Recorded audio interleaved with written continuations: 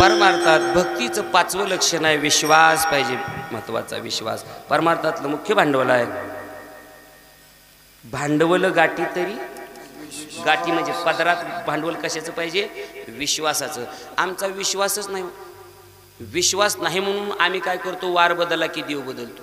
सोमवारी महादेवावर विश्वास बसाला तर मंगळवारी आंबाबाई अशी म्हणाले बरं झालं माय कशी तर आराधी गोळा व्हायलेत म्हणून ती आंबाबाई मंगळवारी नटायले तर सगळंच गबाळ बुधवारी विठ्ठला. विश्वास नाही आमचा. विश्वास लय महत्वाचा आहे परमार्थामध्ये. आता विश्वास या शब्दावर एक कीर्तन होईल, पण आता आज्ञा आल्या 10:30ला संपायला पाहिजे, पण तुम्ही लांबवले म्हणून. मला माहिती नाही 8:30 ते 10:30. मी म्हणाला 9 ते 11 काय की अजून अर्धा तास जमते काय की, पण अजून एक 5 मिनिटाचे 2 मिनिटाचे 2 दृष्टांत त्यात विश्वासाबद्दलचे. आणि न पाहे अनेकांची शेवटचा जो लक्षण आहे 6वं हे 10 सांगून सेवा समाप्त करतो आहे का. विश्वास महत्वाचा आहे. कोणावर ठेवावा कोणावर ठेवण्याचं फार चिंतन आहे, पण विश्वास महत्वाचा आहे. पण तुम्ही विश्वास ठेवल्यावर काय होतं? एक व्यावहारिक दृष्टांत मांडतो तुमच्या पुढे. 10 मांडतो. एका गावामध्ये एका पाटलाच्या वाड्यात गर्दी झाली. एक महाराज आले होते, गुरु महाराज. नुसते महाराज नव्हते ते. कोण होते? गुरु महाराज होते. काय करीत होते? मंत्र देऊन अनुग्रह देत होते शिष्यांना. आणि एका शेतकऱ्यानं बैठलं म्हणजे गर्दी कशी जावं म्हणले गुरु महाराज आलेत. काय करायलेत? मंत्र द्यायलेत, दीक्षा द्यायलेत, अनुग्रह द्यायलेत. ती शेतकरी म्हणला लाईन लागलेली पाटलाच्या वाड्यात ती गुरु महाराज बसलेली. शेतकरी म्हणला आपल्याला लाईनीत थांबायला जमत नाही, माळवून न्यायचा धाराशिवला. एका हातात 2 वांगे आणि एका हातात 2 कोथिंबीरच्या पेंड्या घेतलं नीट गुरुच्या पुढे. महाराज काय करायला? शेतकरी ते. महाराज म्हणजे कुठून गिराई काढलं? अहो म्हणजे महाराज काय करताय? अहो म्हणजे मी मंत्र देतो, मग दीक्षा देतो, मग अनुग्रह देतो, मग मला बी द्या की म्हणजे. महाराज वैतागलं म्हणजे असला आले की जी. आणि ते म्हणायला लागले हो काही तुम्ही तुम्हाला जर मंत्र तुम्ही मला दिला हे दक्षिणेत तुम्हाला द्यायचं आहे. काय? 2 वांगे आणि 2 कोथिंबीरच्या पेंड्या. जी शेतकरी त्याच्याकडे आहे ती देणार की हो, काय दुसरं देणार आहे. महाराज बी लय हुशार होता. महाराज म्हणला ह्यानं जे आणले ह्याच्या ध्यानात राहील असाच मंत्र देऊ. मग त्यांनी मंत्र दिला. काय मंत्र दिला? 2 बैगन 1 कोथिंबीर की जुडी. ही मंत्र तुला ती बी आणाणीच होतं, अज्ञानी होतं. शेतकरीला सांगितलं मंत्र काय गुरु महाराज? 2 बैगन 1 कोथिंबीर की जुडी. ह्यानं काय होईल? भवनदी तरुण जाशील. खरं का? हो.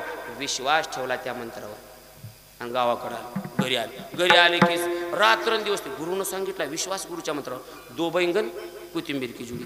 2 बैगन. बायको म्हणली असलं कसलं म्हणाले की म्हणली, पण एक जरा नटायला लागली. कशामुळं? काही का म्हणी ना, पण मला शिवाय दी नाही म्हणली तेव्हापासून. बरं झालं म्हणजे एवढं. तो 2 बैगन मी कोथिंबीर की जुडी. आणि वर्ष गेलं गुरुपौर्णिमेला महाराज खेडला कीर्तनाला. आणि आळणीचं ही होतं.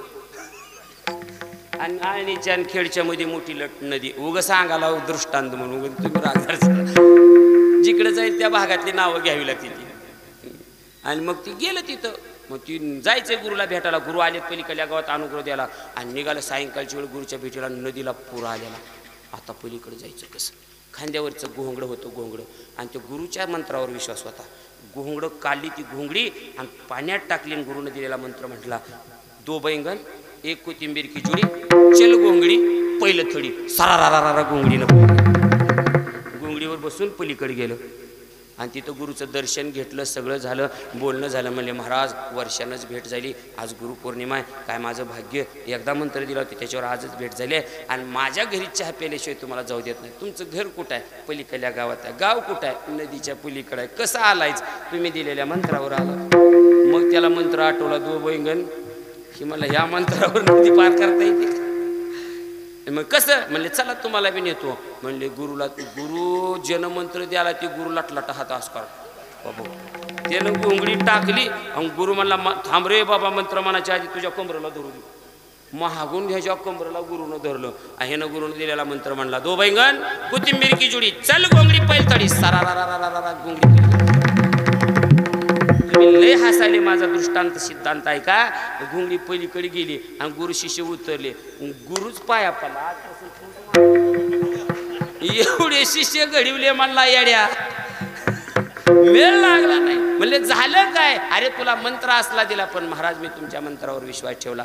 सामान्य मंत्रावर विश्वास ठेवला तर भरलेली पाण्यानं नदी तरून जाता येते, तर सद्गुरूच्या चरणावर, संतांच्या वचनावर, देवाच्या नामावर, परमार्थावर जर विश्वास असेल, भक्तीवर विश्वास असेल, तर भवरूपाची नदी का तरून जाणार नाही. म्हणून परमार्थात भक्तीचं 5वं लक्षण आहे विश्वास. पण अलीकडचे विश्वास कसे सांगू तुम्हाला.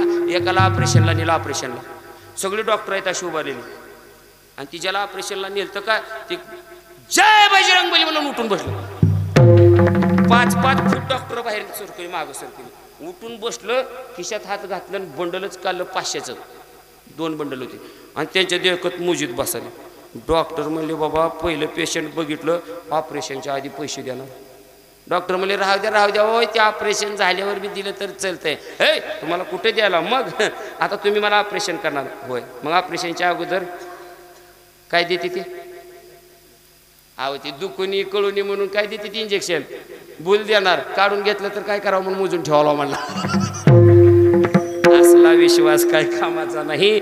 विश्वास परमार्थातला. 6वाय निष्काम निश्चळ विठ्ठले विश्वास, पाहू नये वास अनेकांचे, एक परमात्म्याशिवाय.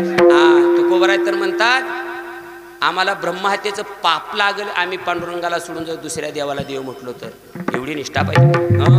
म्हणून महाराज ही ज्याच्याकडे 6 लक्षणं ज्या भक्तीमध्ये आहेत त्याला भक्ती अवघड नाही, कठीण नाही, पण ज्याच्याकडे लक्षण एकही नाही. म्हणून महाराज म्हणतात भक्ती ते कठीण शुळावरील पोळी. आणि भक्ती एकदा साध्य झाली या लक्षणानं, तुम्ही मग वैराग्याच्या पाठीमागा लागायचं नाही, धर्माच्या पाठीमागा लागायचं नाही, ज्ञानाच्या पाठीमागा लागायचं नाही. एकदा भक्तीनं तुम्हाला हाताला धरलं की विचारी आपोआप मागे येतात. पुढे भक्तीने धरले आती मागे ज्ञान वैराग्य धर्म येते. कशी येते?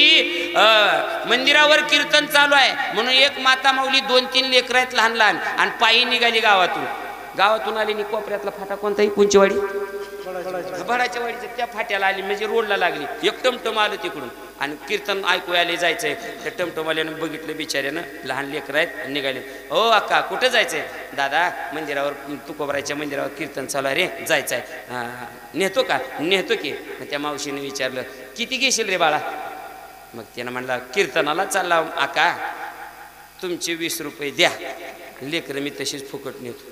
म्हातारी हुशार होती, म्हणले एक काम कर, लेकरं तेवढी ने, मी येते. म्हणजे चालत किती राहिले आता हात. अगं आका तुला नेल्यावर लेकरं फुकट आहे.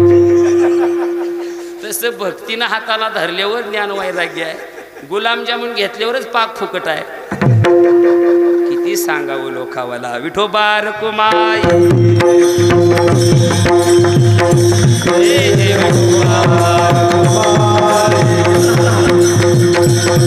विठोबार कुमाई